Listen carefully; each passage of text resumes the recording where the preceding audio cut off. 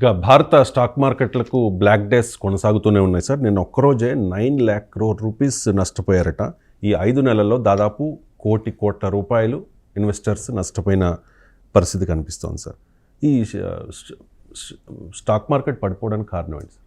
Share market అంటే ఈ నష్టము అనేది నోషనల్, చాలామందికి రాంగ్ నోషన్ ఉంటుంది. ఫిజికల్ ఎకానమీలో నష్టపోవడం వేరు, స్టాక్ మార్కెట్లో నష్టపోయారు వేరు. ఇది మన పత్రికల్లో పతాక శీర్షికలో ఆవిరైన సంపద అని అంటారు.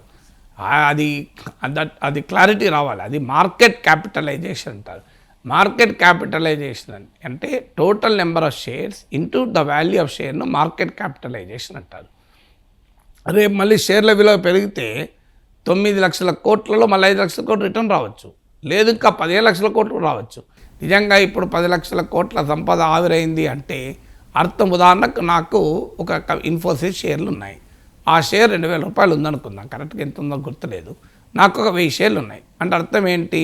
నా దగ్గర 1000 ఇంటూ 2,000 లేదు 100 షేర్లు ఉన్నాయి అనుకుందాం, కౌంటింగ్ ఈజీ అవుతుంది. 2,000 ఇంటూ 100 అంటే నాకు 2 లక్షల రూపాయల సంపద ఉంది, మార్కెట్ క్యాపిటలైజేషన్. ఈ 2,000 పోయి 1000 అయింది అనుకుందాం, నా మార్కెట్ క్యాపిటలైజేషన్ 1,00,000కి తగ్గిపోతుంది. సగానికి సగం ఆవిరైన నాగేశ్వర సంపద అని హెడ్లైన్ పెడితే ఏంటి తప్పు అంటే, రేపు అది నేను అమ్మకపోతే, ఇప్పుడే అమ్మితే లాసే కాదని అంటలేను, నేను అమ్మక మరో 3 ఏళ్ళు ఉంచుకుంటాను. అప్పుడు ఈ 2,000 1000 అయింది, ఆ 1000 పోయి 4,000 అయింది అనుకోండి, అప్పుడు నాకు 4 లక్షలు వస్తాయి కదా, నేను 2 లక్షలు పెట్టుబడి పెడితే. అందువల్ల ఇది మారిపోతూ ఉంటుంది. బయట నీకు ఒక ఇల్లు 1 కోటి రూపాయల విలువైన ఇల్లు 50 లక్షలకు కావడం వేరు, మార్కెట్ క్యాపిటలైజేషన్ సగానికి సగం కావడం వేరు. అందువల్ల ఆ క్లారిటీ చాలామందికి తెలియదు కనుక మీడియాలో ఆవిరైన 9 లక్షల కోట్ల సంపద అంటే అలా అనుకునే ప్రమాదం ఉంటుంది. ఇక ఎందుకు ఇది జరుగుతుందంటే, పెద్ద ఎత్తున విదేశీ ప్రత్యక్ష పెట్టుబడులు దేశం విడిచి వెళ్తున్నాయి. ఇప్పుడు మీకు $12 బిలియన్ ఈ క్యాలెండర్ ఇయర్లో 12 లాస్ట్ టైం స్టాక్ మార్కెట్ పతనాన్ని నా యూట్యూబ్ ఛానల్లో విశ్లేషించినప్పుడు $10 బిలియన్ అని చెప్పాను. ఇప్పుడు అది $12 బిలియన్ పెరిగింది. $12 బిలియన్ ఆఫ్ ఫారిన్ ఇన్వెస్టర్స్ వెళ్ళిపోయారు. ఎందుకు వెళ్ళిపోయారు అంటే, ప్రపంచంలో ఉండే geo political tensions, geo economic confusion. ఇప్పుడు ట్రంప్ వచ్చాక ఎవరితో ఎప్పుడు కలుస్తారో తెలియదు, ఎక్కడ ఏం జరుగుతుందో అర్థం కాదు. అమెరికా వెళ్ళి రష్యాతో కలిసి ఓటేస్తుందని ఎవడు ఊహించాడు? సో ఇలా ఈ geo political and Jio political tensions, ఒక రకంగా జియో పొలిటికల్ కావోస్ అంటారు, టెన్షన్స్ కూడా కాదు, గందరగోళ పరిస్థితులు ప్రపంచంలో ఉన్నాయి. ఎవడు ఊహించాడు అమెరికాకు యూరప్కు మధ్య ఈ రకమైన వాతావరణం వస్తుంది? ఎవడు ఊహించాడు అమెరికా రష్యా లేకపోతున్నాయి, రష్యా చైనాలు ఒకవైపు ఉండగా? అందువల్ల ఈ geo political uncertainties, geo economic uncertainties, ఎందుకంటే ట్రంప్ టారిఫ్లు ఎక్కడి వైపు ఉంటాయి? నేను ఇవాళ టారిఫ్ వేస్తానంటాడు, రేపు మళ్ళీ ఆపుతాడు, మళ్ళీ ఎల్లుండి వేస్తానంటాడు, వేసిన దాన్ని తగ్గిస్తాడు, పెంచుతాడు, ఇష్టం వచ్చినట్టుగా. మీరు కెనడా మెక్సికో పైన 25% టారిఫ్ వేశాడు, తెల్లారే దాన్ని ఆపాడు. చైనా పైన 60% వేస్తా అన్నాడు, వేయలేదు, 10% వేసాడు. సో మీకు ఎప్పుడు ఎవరి మీద ఏమంటాడో తెలియదు. జెలెన్స్కీ డిక్టేటర్ అన్నాడు, మళ్ళీ వెంటనే ఈజ్ మై బెస్ట్ ఫ్రెండ్ అన్నాడు, మళ్ళీ అందరి ముందర మీడియాలో తిట్టి పంపించాడు. So Keir Starmer useless fellow, అతను అవమానకరంగా ట్రంప్ మాట్లాడాడు, మస్క్ మాట్లాడాడు, మళ్ళీ వైట్ హౌస్లో ఆయన పొగడడం మొదలుపెట్టాడు. So Trump is highly unpredictable అని మొదటి నుంచి చెప్తున్నాం. ఈ అన్ప్రెడిక్టబిలిటీ జనరల్గా స్టాక్ మార్కెట్లలో ఉన్న విదేశీ పెట్టుబడులపైన ప్రభావం చూపుతుంది. ఎందుకు మనకు పంచాయతీ గందరగోళంగా ఉంది కదా అని సేఫ్ హ్యావెన్ మెంటాలిటీ పెరుగుతుంది. ఇప్పుడు అదే జరుగుతుంది. Foreign investor Indian stock market నుంచి $12 బిలియన్ విత్డ్రా చేశారు ఈ ఇయర్లోనే. నెట్ అవుట్ఫ్లో అంటారు, అంటే ఎంత లోపలికి వచ్చాయి, ఎంత బయటికి వచ్చాయి, గ్యాప్ ఎంత, దాన్ని నెట్ అవుట్ఫ్లో అంటారు. నెట్ అవుట్ఫ్లో అనేది $12 బిలియన్. రెండో కారణం కూడా ఏంటంటే, లాస్ట్ ఇయర్లో ప్రపంచంలో అనేక స్టాక్ మార్కెట్లతో పోల్చిన Indian stock market very high returns ఇచ్చింది, హై వాల్యుయేషన్స్ ఇచ్చింది.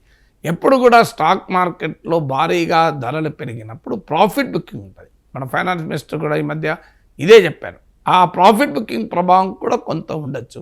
దీంతో పాటు గ్లోబల్ ట్రేడ్ వార్ వస్తుందేమో అనే అనుమానం వల్ల భారీ ఎత్తున ఈ గందరగోళం ఉంది. మీరు గమనిస్తే నిన్న ఐటీ స్టాక్స్ భారీగా పడిపోయినాయి. ఇన్ఫర్మేషన్ టెక్నాలజీ ఎందుకు?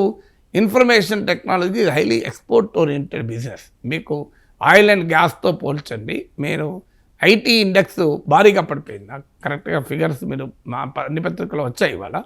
సో ఐటీ ఇండెక్స్ ఎక్కువ పడిపోయింది, ఆయిల్ అండ్ గ్యాస్ ఇండెక్స్ లాంటి రిలేటివ్లీ తక్కువ పడిపోయాయి.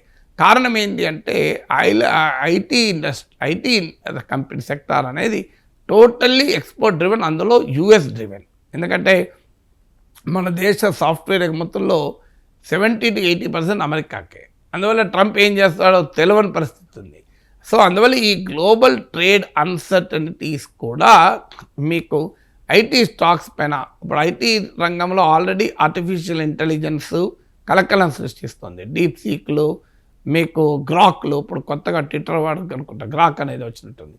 సో డీప్ సీక్లు ఇప్పుడు, అలాగే మీకు ఎన్విడియా షేర్లు అతలాకుతలం అవుతున్నాయి. సో ఇలాంటి ఒక బంపీ రోడ్ ఉన్నప్పుడు దానికి ట్రంప్ కూడా ఆ బంపీ రోడ్కు కలిసినప్పుడు ఈ స్టాక్ మార్కెట్లో ఈ స్లంప్ తప్పదు. సో అందువల్ల మీకు ఈ గ్లోబల్ ఫ్యాక్టర్స్తో పాటు ఇక నేషనల్ ఫ్యాక్టర్స్ కూడా, సాధారణంగా అంతర్జాతీయ పరిస్థితులు బాగాలేనప్పుడు దేశీయ ఎకానమీ బలంగా ఉన్న ఆ విశ్వాసాన్ని ఇస్తుంది. మీకు ఉదాహరణకు మీరు ఎవరికైనా అప్పిచ్చారు, ఆ బయట మార్కెట్ బాగాలేదు అని అప్పు రిటర్న్ తీసుకోరు. బయట మార్కెట్ బాగాలేకపోయినా మీరు అప్పిచ్చిన వ్యక్తి కనుక చాలా స్టేబుల్ ఇన్కమ్ ఉందనుకోండి, మీరు భయపడరు. ఏం కాదులేండి, మార్కెట్ బాగా అవుతుంది, అప్పుడే నేను ఉండనియని డబ్బులు అంటారు.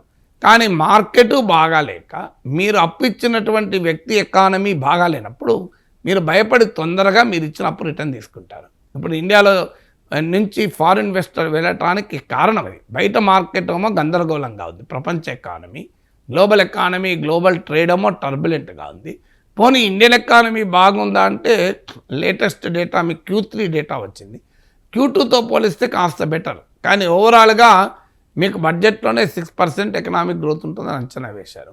సో 6.5% మధ్యలోనే ఎకానమీ గ్రోత్ ఉండబోతోంది. నిన్నకాక రిపోర్ట్లు వచ్చాయి, 100 కోట్ల మందికి కొనుగోలు శక్తి అనేది ప్రశ్నార్థకంగా ఉంది అని.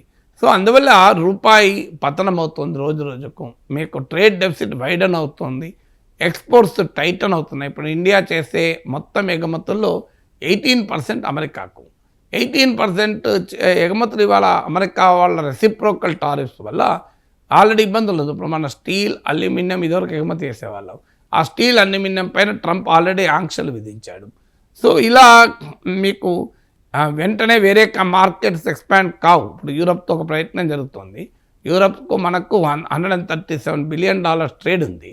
దీన్ని యూరోప్తో కూడా ఒక ట్రేడ్ డీల్ కుదుర్చుకోవాలని ఒక ప్రయత్నం జరుగుతుంది. కానీ మళ్ళీ యూరోప్ కూడా అదే పని చేస్తుంది. అమెరికా ఎలాగైతే మన స్టీల్ అండ్ అల్యూమినియం పైన అడ్డుకున్నదో, యూరోప్ కూడా మన స్టీల్, అల్యూమినియం అండ్ సిమెంట్ను కార్బన్ ప్రొడక్ట్స్ అని చెప్పి పెద్ద అడ్డుకుంటుంది. అందువల్ల ఇలా ట్రేడ్ ఎక్స్పోర్ట్ అనేది చాలా ఛాలెంజింగ్గా ఉంది. ఇలాంటి పరిస్థితుల్లో ఇండియన్ ఎకానమీలో ఛాలెంజెస్, గ్లోబల్ ఎకానమీలో టర్బులెన్స్ కలిసి స్టాక్ మార్కెట్లు ఈ స్థాయిలో పడిపోవడానికి కారణమవుతుంది.